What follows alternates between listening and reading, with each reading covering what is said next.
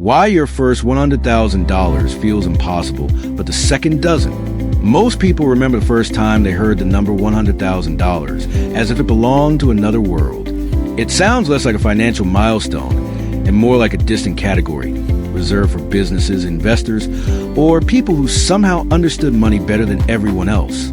When someone begins saving or investing, the early progress often feels invisible, almost abstract, because the numbers move slowly compared to the size of the goal. A few $100s saved here, a small investment there, perhaps a modest raise over time, yet the distance between 0 and 100,000 can still feel enormous. The psychological weight of that gap is one of the least discussed forces in personal finance, and it explains why the first 6 figures often feel dramatically harder than the second. At the beginning of any wealth-building process, nearly all progress comes from human effort rather than financial systems.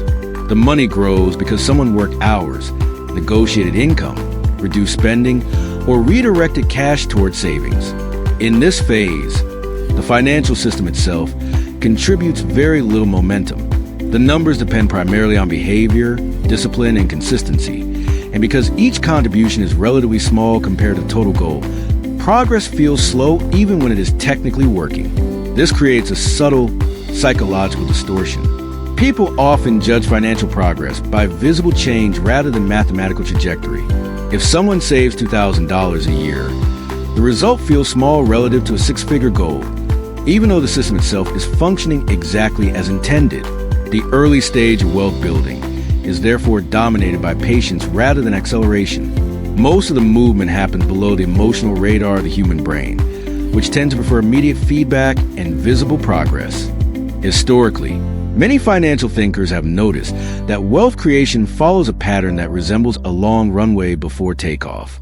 During the runway phase, effort is constant, but the altitude barely changes. Then at some point, the mechanics of the system begin to participate. Interest, investment returns, and reinvested gains slowly begin adding their own contributions to the total. At first, these contributions are small enough that they remain almost invisible, but mathematics quietly accumulates momentum. To understand why the first 100,000 can feel so slow, it helps to think about the difference between additive progress and multiplicative systems.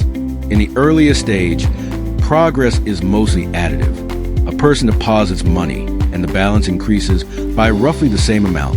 Even if investments are involved, the returns are relatively small because the base number is still small. 5% on $1,000 is $50. 5% on $10,000 is $500. The system is technically compounding, but the magnitude is still modest. As the base grows, however, the behavior of the system begins to change. Not because the rules changed, but because the scale changed. Once the balance approaches larger thresholds, the same percentage growth begins producing larger numerical changes. A portfolio earning 5% on $100,000 generates $5,000 in growth over a year. At that point, the system itself begins contributing meaningful movement. This is where the psychological shift occurs. For a long time, the individual feels like they are pushing the entire weight of the process alone. Each dollar added feels like a personal act of effort, but eventually the financial system begins sharing the work. Returns begin to represent a larger portion of the yearly growth. The numbers start moving in ways that feel noticeably different from the early phase. From the outside, this can look like sudden progress, but mathematically, it is simply the delayed visibility of compounding. Behavioral economists often describe this as a feedback loop between perception and momentum. When people see faster movement, they tend to stay engaged with the system. When progress appears slow, motivation weakens even if the trajectory is correct.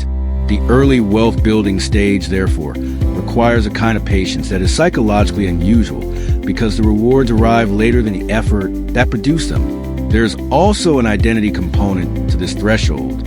Numbers carry symbolic meaning in human thinking. Crossing into 6 figures often changes how people mentally categorize their financial life. Before that point, savings may feel fragile or temporary. After that point, the same money may begin to feel like a structure rather than a collection of deposits. This shift is subtle but powerful. The person is not just saving money anymore. They are operating a financial system that has begun producing its own movement. The psychological relationship with money often changes from pure effort towards stewardship and optimization. Historical examples show similar patterns in larger economic systems. Early industrial businesses frequently spent years reinvesting profits into infrastructure before growth accelerated. Railroads, manufacturing companies, and technology firms often experienced long periods where the majority of progress came from reinvested effort rather than automatic expansion. Once the infrastructure reached a certain scale, the system began amplifying itself. Personal finance follows a similar structure on a smaller scale. The first stage is dominated by human input. The second stage increasingly includes system input. It is important to recognize that the number 100,000 is not magical from a mathematical standpoint. The exact threshold can vary depending on income, investment choices, and economic conditions. What matters is a transition from a stage where progress is primarily effort-driven into a stage where the financial system begins contributing visible momentum. Understanding this distinction can change how people interpret slow progress in the early years. What feels like stagnation is often simply the quiet construction of a base that allows compounding to eventually become visible. When viewed through this lens, the early phase of wealth building resembles planting rather than harvesting. Most of the visible action happens later, even though the critical work occurred earlier when progress looked small. And that is why the first 100,000 often feels disproportionately difficult compared to milestones that follow. Not because the math suddenly becomes easier, but because the system has finally reached a scale where the math becomes visible.